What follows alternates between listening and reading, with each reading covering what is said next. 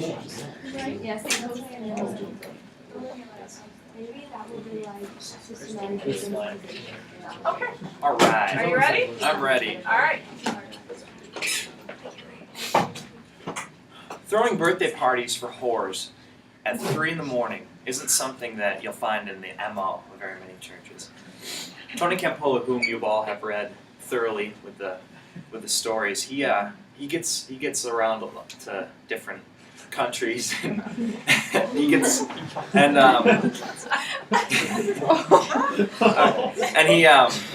so he finds himself all over the world at various speaking engagements. And this particular time, he was in Honolulu. And for those of you who have flown, know you experience jet lag when you change time zones, especially by 3 or 4 hours. So it throws off your natural patterns, your sleeping pattern, your hunger patterns. So he goes to sleep at the normal time, and he wakes up at 3 in the morning, and his stomach's growling. He's being told it's time for breakfast. So he goes to the streets of Honolulu, which is usually a busy town, but it's 3 in the morning, so everything's closed. Except for he spots a diner in an alley, your typical middle of the night kind of place that you see in movies. So he goes in there, sits at a stool at the bar. The lighting's harsh, and he sees a greasy spoon on the ground, and he opens his menu, and it's kind of sticky from syrup and other stuff. So he's losing his appetite quickly here, and so a big old fat guy named Hank comes out, and he says, "What do you want?" And he's the waiter, and Tony says, "Just coffee and a donut, please."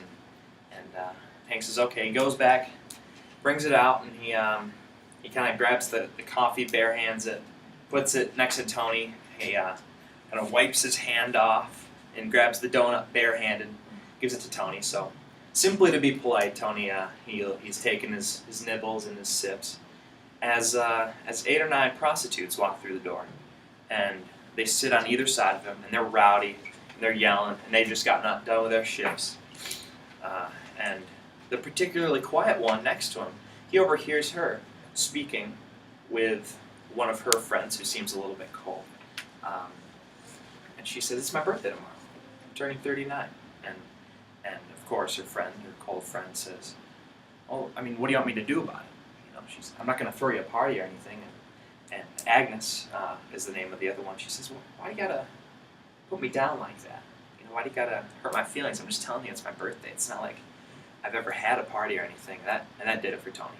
Right there, he kind of looks up. Challenge accepted. So he decides, I'm gonna throw this woman a birthday party. So he goes and talks to Hank, who is the waiter, and he tells him, he asks him, "What about the one next to me?" He gets her name, and he's like, "I want to throw her a party." And Hank loves it. Hank's a good guy. He's kind of grumbly, but he's got a good heart, and he says, "I love it." And then he calls back to his wife, Jane, who's in the back, and she's the cook. And she comes out, and she says, "Agnes, you can't tell this from looking at her, but she's one of the good ones. Just from what she does, that doesn't indicate anything about her. She's one of the good ones." So they get it all prepared. She decides she wants to make all the food. They get it all ready, and by 2:30 the next morning, before Agnes comes in, the place is just great. He spruced it all up. It's all jazzy. He's got his decorations and everything, and it's just he invited all kinds of different people, mostly prostitutes. It's because that's who she knows. So it's just wall-to-wall prostitutes and Tony in this diner at 2:30 in the night. And Agnes walks in, and they yell surprise. And he said he has never seen anyone that is more shocked. It's like she's been transported to this different world. She just cannot believe it, and she's just so short of breath that when Hank asks her to blow out the candles, she can't. So Hank does it for her, and he says, "Why don't you cut the cake?" And she says, "I don't want to cut the cake." I don't really know why. And Tony said, "It's your cake. What do you want to do with it?" She said, "I want to bring it home, and I want to put it in the fridge. I want to show it to my mom." And so she kind of picks this thing up like it's the Holy Grail and takes it out, and the door slams shut behind her, and then here you have Tony and these prostitutes, and just dead silence. No one knows what to say. And so, like any seasoned preacher, Tony says, how about we pray? So he does that. He prays for Agnes, and he prays for her soul, and that she might be rid of these things that men do to her, probably at a young age.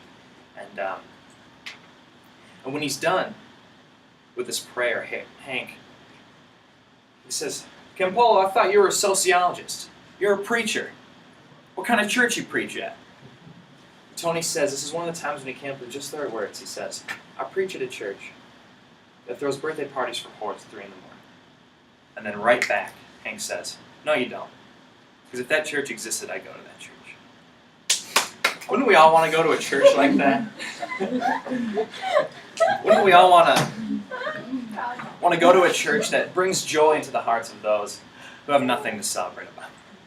I want to go to a church that throws birthday parties for whores at 3 in the morning.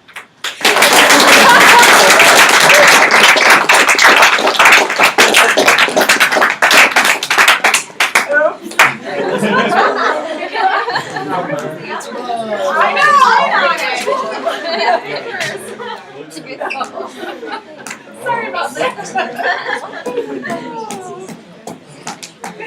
Thank you. What was the timing?